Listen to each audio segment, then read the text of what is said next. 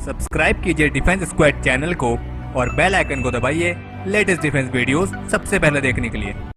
जय Hind defence lovers, स्वागत है आप सभी का डिफेंस ज्ञान सीरीज के एक बेहद ही हाई एपिसोड में। हमारा आज का यह एपिसोड समर्पित है हमारे प्यारे निगम पड़ोसी पाकिस्तान के उस नए दावे पर जो इतना जबरदस्त है कि हम इस पर एक डिटेल वीडियो बनाने से खुद को रोक नहीं पाए। तो चलिए जानते हैं कि हमारे प्यारे निगम पड़ोसी ने इस बार क्या दावा किया है और इन दावों में कितनी सच्चाई हो सकती है। So without wasting any time, let's begin.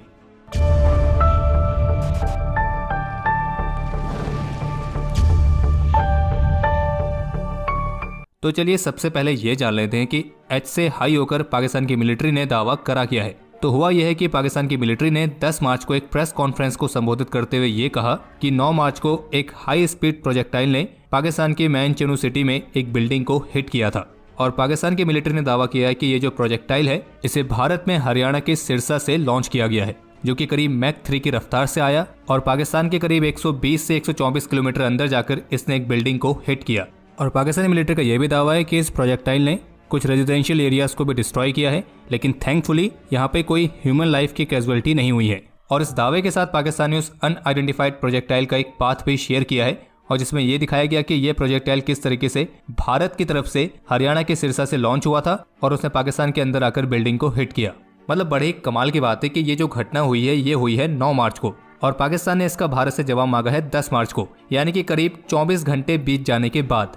इसके अलावा जैसे कि पाकिस्तान ने दावा किया है कि वो जो प्रोजेक्टाइल है वो मैक 3 की रफ्तार से ट्रैवल करता हुआ आया, यानी कि एक सुपरसोनिक रफ्तार। इसका मतलब ये हुआ कि यहाँ पे शायद बात की जा रही है ब्रह्मोस मिसाइल की। पाकिस्तान मिलिट्री का यह भी दावा है कि पाकिस्तान एयरफोर्स ने इस प्रोजेक्टाइल के पॉइंट ऑफ ओरिजिन, जो कि पाकिस्तान के मुताबिक है भारत में सिरसा के पास से, और इसका पॉइंट ऑफ इम्पैक्ट जो कि है मियाचेनू एरिया, तो इस पूरे फ्लाइट पाथ को कंटिन्यूसली मॉनिटर किया था। इसके अलावा पाकिस्तानी मिलिट्री ने यह भी दावा किया कि इस प्रोजेक्टाइल ने पॉइंट ऑफ ओरिजिन से पॉइंट ऑफ इम्पैक्ट तक पहुंचने में 6 मिनट 46 सेकंड का समय लिया। और जबकि पाकिस्तान एयर स्पेस को एंटर करने के बाद और 124 किलोमीटर की डिस्टेंस कवर करने के बाद पॉइंट ऑफ इम्पैक्ट तक पहुंचने में प्रोजेक्टाइल को करीब 3 मिनट 44 सेकंड तक का समय लगा।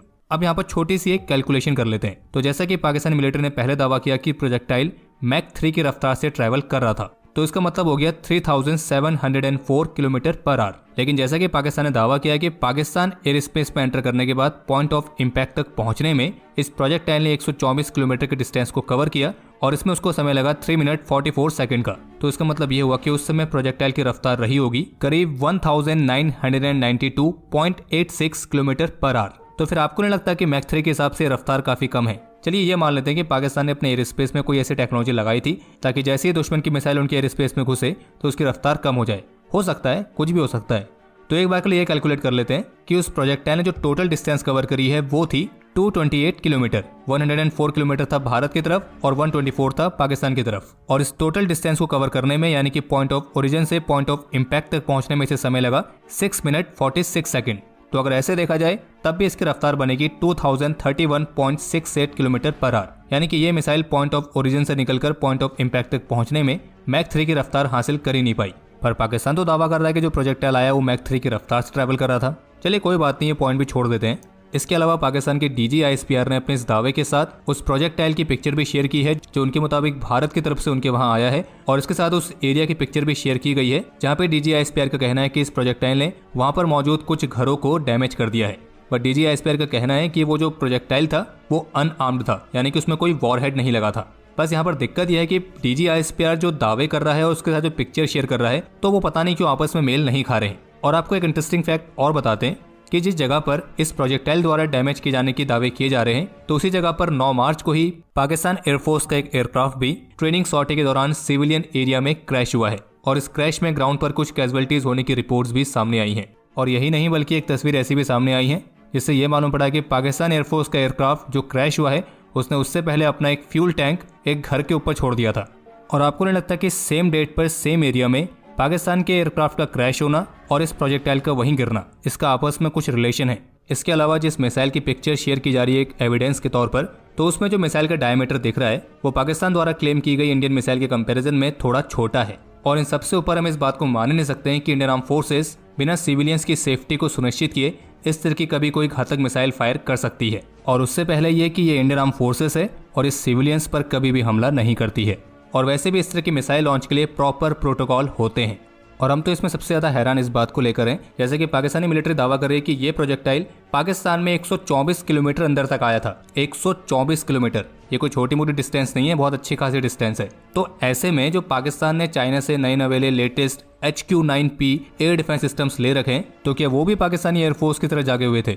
और हाँ, दिन रात जागे रहने वाली पाकिस्तानी एयरफोर्स आखिर वो कहाँ थी? खैर, इसको लेकर पाकिस्तानी मिलिट्री ने तो कहा है कि पाकिस्तान एयरफोर्स ने प्रोजेक्टाइल के पूरे 6 मिनट 46 सेकंड के फ्लाइट पाथ को कंटिन्यूसली मॉनिटर किया था और फिर SOP के अकॉर्डिंग जो भी टैक्टिकल एक्शन लिए जाने थे वो लिए गए थे और उनका एक्शन, उनका रिस्पॉन्स सब कुछ बिल्कुल परफेक्ट था। हम बस ये समझने की कोशिश कर रहे हैं कि भला ये किस तरह का एक्शन था। प्रोजेक्टाइल आया, पॉइंट ऑफ इम्पैक्ट तक पहुंचा, वहां पर किसी बिल्डिंग की दीवार को गिरा दिया और फिर भी बताने की पाकिस्तानी मिलिट्री बार बार यही कह रही है कि we have initiated actions according to SOP, everything is well placed, everything is perfect on time, वगैरह वगैरह। या तो उनके एक्शन से कहने का मतलब बस ये है कि उन्हें पता था कि प्रोजेक्टाइल कहाँ से आ रहा है, कहाँ जा रहा है, वो तो बस उसे देख रहे थे और वो देखना ही उनका टैक्टिकल एक्शन था। अब आप जरा इस बात की कल्पना कीजिए कि पाकिस्तान की मिलिट्री जो भी दावे कर रहे हैं, मान लेते हैं कि ऐसा ही हुआ कि पाकिस्तान एयरफोर्स खड़ी थी, उनके सब ऑफिसर्स खड़े थे, उनकी एयर डिफेंस यूनिट सब जगह तैनात थी। उन्होंने देखा कि एक प्रोजेक्टाइल आ रहा है और सुपरसोनिक रफ्तार से आ रहा है। फिर उन्होंने आपस में कहा कि ये देखो वो आई मिसाइल, ये आई और ये गई। और फिर उसके बाद उन्होंने आपस में बात करी, चलो आप सो जाते हैं और कल 8 बजे एक प्रेस कॉन्फ्रेंस करेंगे और फिर भारत से इसका जवाब मांगेंगे कि भाई तुमने हमारे वहाँ मिसाइल छोड़ी तो छोड़ी कैसे, और वो भी बिना वॉरहेड के। ऐसा थोड़े ना होता है। और हमें तो बस यही लग रहा है कि पाकिस्तान एयरफोर्स ने जो अपना एयरक्राफ्ट सिविलियन एरिया में क्रैश कराया है, जिसमें कई सारे मासूम सिविलियंस की जान भी गई होगी, तो बस पाकिस्तान एयरफोर्स ने जो रायता फैलाया है उसको समेटने के लिए वे बस भारत पर बेबुनियाद आरोप लगा रहे हैं। और वैसे भी अगर भारत को ऐसा कुछ करना होता तो हम कर चुके होते और अभी तक प्रेस कॉन्फ्रेंस के माध्यम से सभी को बता भी दिया होता कि हमने ऐसा कर दिया है। और बाकी पाकिस्तानी मिलिट्री ने यह भी कहा है ये जो घटना हुई है ये भारत की तकनीकी खामियों को दर्शाती है, यानी कि उनके कहने का मतलब यह है कि भारत की टेक्नोलॉजी में कमी है, इसलिए वो ज्यादा इम्पैक्ट नहीं कर पाई। और वैसे भी भारत चाइनीज वेपन्स का इस्तेमाल नहीं करता है जिनकी कोई गारंटी नहीं है कि वो फूटेंगे या फटेंगे। हम तो बस पाकिस्तान ऑफिसर्स को ये कह रहे हैं कि वो एक बार कंफर्म कर लें कि कहीं जो मिसाइल वहाँ गिरी है वो उनकी खुद की तो नहीं है, क्योंकि चाइनीज वेपन्स की कोई गारंटी होती नहीं है। और हमने तो पहले भी कहा था कि चाइना से कोई भी वेपन लेने से पहले उसे टेस्ट कर लेना, कहीं ऐसा ना हो कि आगे फायर करने के बजाय वो पीछे ही आ जाए और फिर तो आप खुद के गोल पे गोल कर दोगे। और लग रहा है इस बार वही वाली स्थिति हो चुकी है। और बाकी अभी जिससे हमें वीडियो रिकॉर्ड कर रहे हैं तो पाकिस्तान के इस फालतू के दावे पर इंडियन गवर्नमेंट की तरफ से कोई काउंटर कमेंट देखने को नहीं मिला है। और जैसे इस पर कोई भी अपडेट आता है तो हमारे डिफेंस अपडेट के माध्यम से आपको उसकी जानकारी मिल जाएगी। और अगर आपको जानकारी और भी तेजी से चाहिए तो उसके लिए आप हमारे ऑफिशियल टेलीग्राम चैनल से जुड़ सकते हैं। और बाकी अगर आपको आज की वीडियो पसंद आई हो तो वीडियो को लाइक जरूर कर देना, वरना हमें आपको हिलाले पाकिस्तान देना पड़ेगा। और बाकी इस पर आपके जो भी विचार हैं आप कमेंट सेक्शन में शेयर कर सकते हैं। और अगर किसी ने चैनल को सब्सक्राइब नहीं किया है तो वो भी सब्सक्राइब करना ना भूलें। और बाकी अगर आप चाहें तो आप भी पाकिस्तान की तरह सुपरसोनिक रफ्तार वाले इस अनआइडेंटिफाइड प्रोजेक्टाइल का इस्तेमाल कर सकते हैं सब्सक्राइब बटन को दबाने के लिए या उसे डिस्ट्रॉय करने के लिए।